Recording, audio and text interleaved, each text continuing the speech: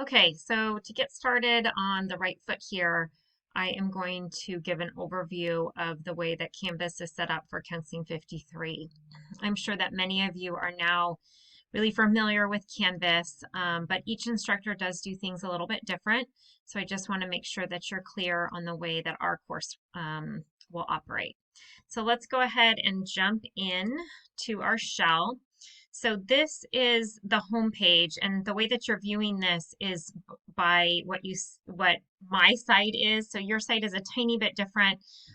For example, over here on the left-hand side, you don't have all of these that have the I slash through it. And so you really only have this information here on your side. But the course isn't published yet, so I can't go into the student view when it give you all the information. So the home page here changes every week. So what I'll do is I'll take down the welcome video and this getting started paragraph, and I will include a to-do list. So each week will include a to-do list on what it is that you have to complete and when that assignment needs to be done by for the week. And so it will help to keep you on track. And so you'll notice that I typically make that change by Sundays at 8:30 in the morning, but sometimes I'm a little bit behind. You can go into modules then. That's where this getting started or start here button would take you is right into the modules. And I have a link on each of the getting started pages to get you going there. So the modules have a drop down, so you can click on this arrow to open or close them. I like to keep them closed, except for the 1 week that I'm working on. So you can go through each one of these and review information, just some basic information. The question and answer forum is a place where you can pose a question that would go out to the entire class. And so a classmate could answer that question or I can answer that question. But if it's something confidential just for me, you would not want to post it in the question and answer forum. You would want to go over to your inbox here on the left-hand side, and you can direct a question right to me through there, or you're welcome to email me. Okay. The next one on here is the Let's Talk. So this is my contact information and how to get into touch with me. That inbox in Canvas is great. Sometimes I don't go into my email over the weekends. I try to set those boundaries really good. So if you go through Canvas, though, I do check Canvas over the weekends. Sometimes I'm a little bit slower and I have that message here, that I may not be right there. I'm busy with my kids or doing things like that. So, just be patient and don't wait to the last minute to get a hold of me if you have a question regarding an assignment. So you can go through the rest of the support for online learning. The getting started module is really, really important, and I want you to take the time to go through the information that is listed in here. So I have some information about how to utilize Canvas the best, how to set your notifications, how the class is formatted. The syllabus is in here. I do not require a textbook, as I've already told you. However, I do use a free book through OpenStax, and so you'll want to reference that. If you want additional information, it's just to supplement your learning. I would not test you on information that is through the textbook, but it can be helpful to have additional information. There's information here about assignments in Canvas. So if you've not used Canvas before, these can be really helpful. How do I submit online assignments? How do I upload a file? How do I upload a file from a Google Drive? So you might want to go through these to take a look to see how assignments work in Canvas. That can be really helpful for students who aren't familiar with using Canvas. I do have a few Google Doc assignments, and this page is critical. So please, please, please take the 5 minutes to read through this and watch this short video on how Google Docs work with Canvas. The two systems do not talk to each other. And so it's really important that you watch this video to understand why it says you have not submitted the assignment when you have, and I've actually already graded it. So I get a lot of questions on, I submitted it, but it says I haven't. I've submitted it again and again and again, and you don't need to do that. So just read through this. I keep bugging Distance Ed to link Google Docs to Canvas. It is something they could do, but they have not done yet. So take some time to review this so that you have a basic understanding of how the Google Doc assignments work. And there's not, a ton of them, and so students forget. So it's important to have an understanding of that. If you're a Mac or Apple user, please read this link.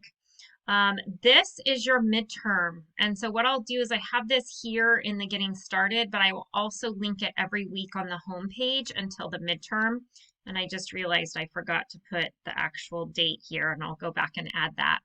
But your midterm is to meet one-on-one with me. So pretty easy. And it's for 50 points. So I highly recommend that you take this opportunity. It's just a way for you and I to get to know each other a little bit better. It's a way for me to support you in your academics or your personal life, whatever's going on. And it just builds that connection and that community. And so it's a really important part of the class. So you have until the midterm date to meet with me. And the midterm is April something. Let's see, it is, sorry.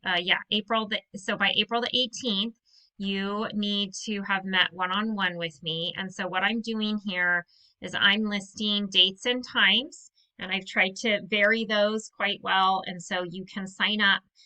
You'll push the edit button, add your name, and then save the page, and then be sure you write down and meet with me the time that we're gonna meet one-on-one. What I have here is that right now I just have February just because my kids' schedules and who knows, maybe things will open back up and we'll be able to go somewhere. So I'm just going to do a month at a time. So I'll do February, March, and then April. But I highly recommend that you schedule that time for yourself as soon as possible. If I don't have something on here that works for you, if you can only do a weekend, no problem. Reach out to me and I will find a weekend time that you and I can meet, okay? So see if any of these work first, and if not, then we can find something outside of this. I'm very, very flexible. And so definitely you want to get going on that as soon as possible. After the getting started module, we have our week 1. And so I'm going to actually go a little bit further down here. Let's go, the course is broken up into 3 units. And so each unit just talks about what we're doing and the why and the how that will accomplish what we're setting out to do. So be sure to read through those to get an understanding of, what it is that we'll be doing for the next couple weeks. Every week has an introduction. And so I talk about what it is that we'll be doing that week, what my expectations are, what kinds of assignments you'll have. And then there is the lecture. And so most of these lectures are you reading information, okay? But some of them are videos. And my expectation is that you are spending time going through each one of these pages so that you understand the content for the week. So like here's a video here on the 3 types of learning. These are not long videos. So this one is 15 minutes. I just said that. This is the longest one, I promise. Okay, most of them are 5 minutes or less. So you got to plan for it. Okay, so make sure that you plan that you have a video for 15 minutes that you'll need to watch. And then we go into assignments. So for this week, you have your SMART goals, you have class discussions, reflection questions, and there's an extra credit. And then this reading again goes to that free book from the OpenStax. So you can look at that. So let's talk about class discussions. Class discussions, my expectation is that you will make your first post by Wednesday at 11:59 p.m. And then you're going to reply to your peers by Sunday at 11:59 p.m. And the reason why I do this is that it just creates a more authentic experience in the classroom. More people are communicating, and you have more options of people that you can connect with. And so I will not take off points for week 1 because I know some of you don't watch this or get into your coursework until maybe, Friday night or something. exciting Friday night. And so I will not take points off, but on a regular week, I have a rubric in here somewhere. I don't know if I can see it from this viewpoint. I don't, oh, it's right here. And so you'll get 6 points if you post by Wednesday for your initial post, and then you get 2 points each for your comments to your classmates. So if you don't post by Wednesday, I take points off. So you can still post. It's just that you're going to lose a few points. Okay. And so each week is pretty much set up the same with the weekly lecture, the assignments, and then resources. Okay, so I try to keep it the same. Students report that they really like that, that they are able to then know what the expectations are of the class and their time. Do not hesitate to reach out to me. If a page is broken, if an assignment doesn't make sense, if I forgot to upload something, don't think you're going to embarrass me or something like that. Please, please, please let me know ASAP so that I can fix it. Okay. The other link that you can see on your side is your grades and assignments. And so this is nice just to see. And on the student side, you can actually do assignments by date. And so you can see all of the assignments. I have this by section. So it's all reflection questions, all class discussions, etc. But you could go by due dates, and then you can have a real clear idea of what is due.